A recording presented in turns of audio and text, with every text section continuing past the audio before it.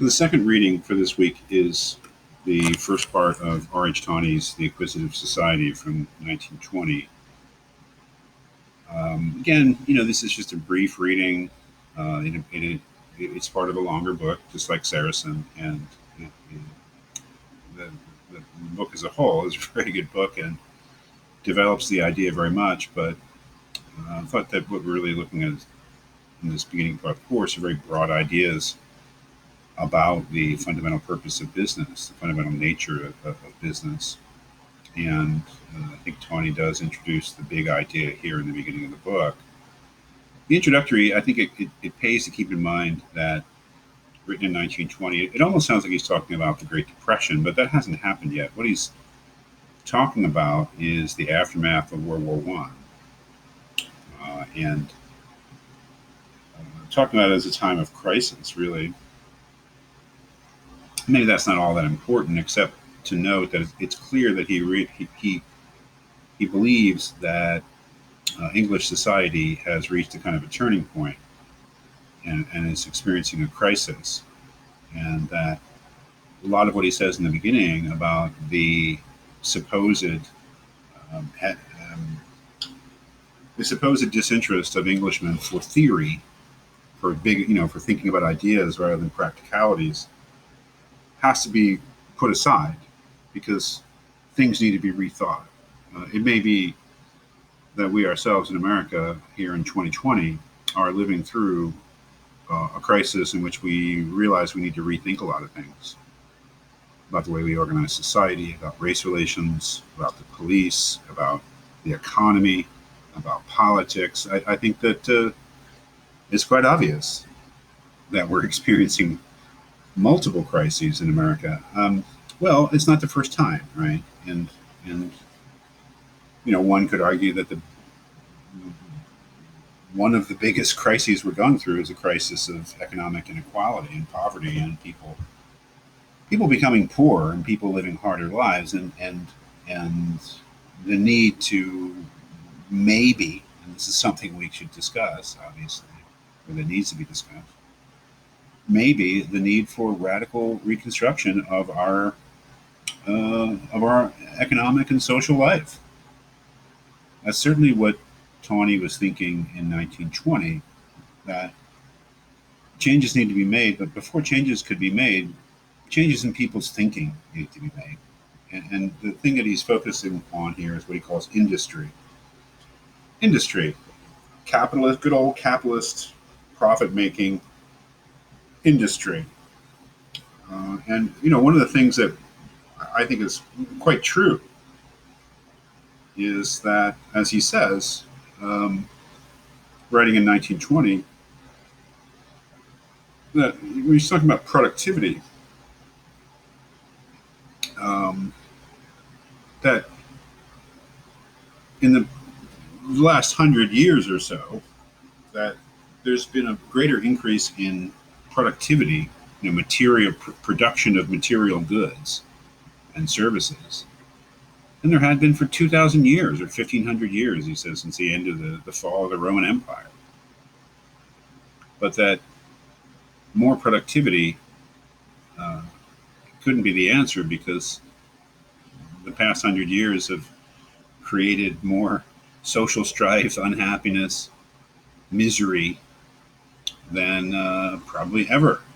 So, what he's saying is that producing more is not the answer.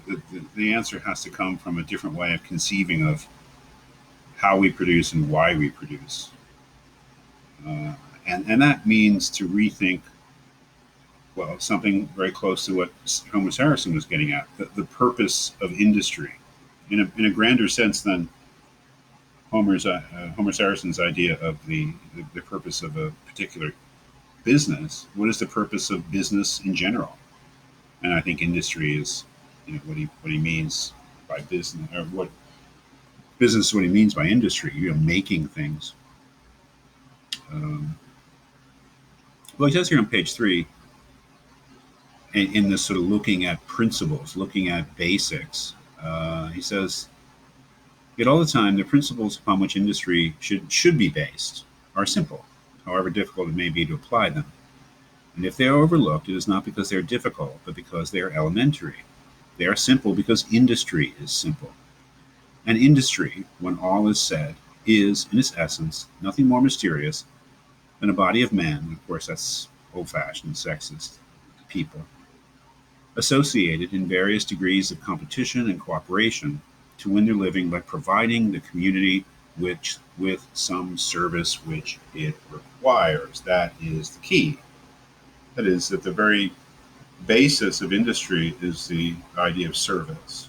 And industry exists in order to provide the community with some service that it requires. That's the basic principle that Tawney sees. Um, its function, its social function, is service. So, why does a car company exist? Um, well, it's interesting. Tesla. I mean, I'm not going to. We don't have to go into Elon Musk and all the craziness. But if you think about a company like Tesla, which didn't exist 20 years ago, and only in the past few years it has become a really important company, what is the purpose of Tesla? Is it to enrich Elon Musk? Is it to make a lot of money for its shareholders? It does have shareholders, right? It's a publicly held company. I think it is.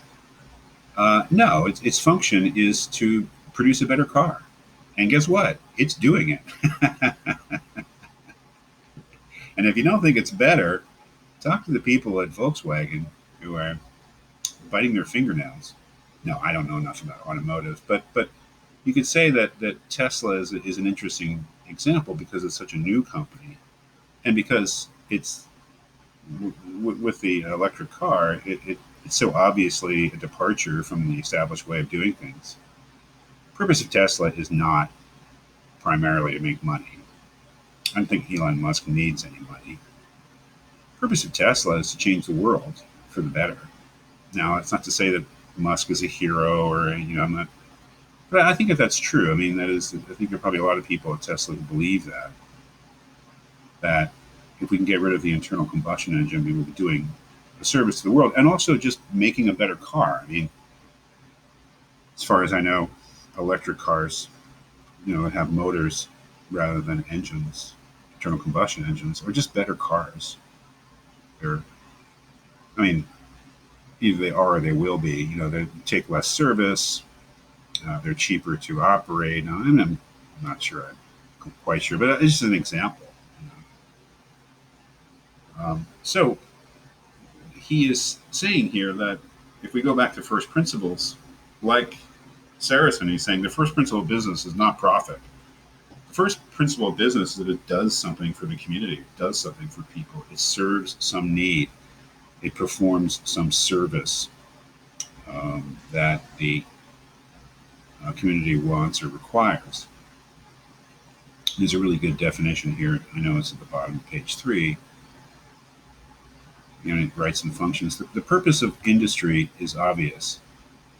It is to supply man, human beings, with things which are necessary, useful, or beautiful, and thus bring to life body or spirit.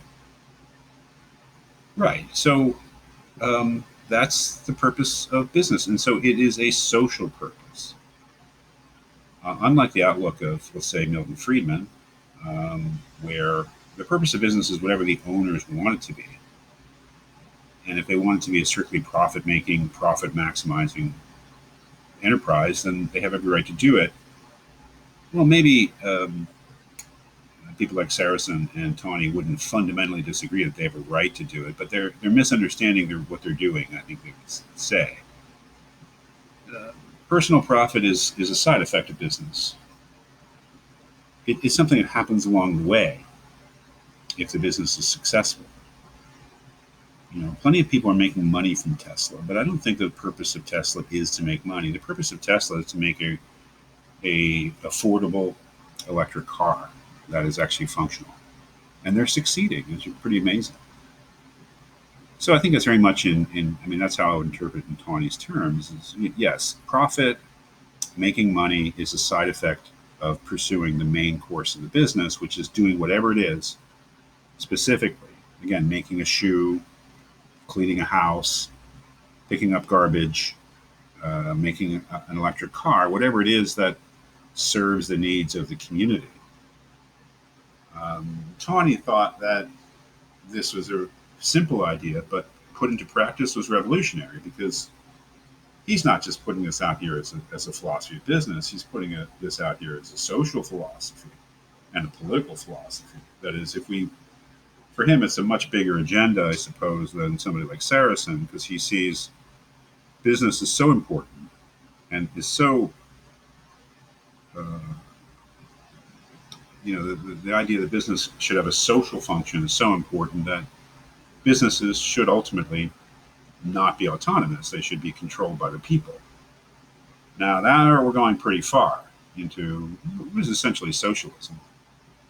And that's not what the course is about. You don't have to be a socialist uh, to appreciate the kind of thing that Tawney is saying, which is basically that the major purpose of business is its social function.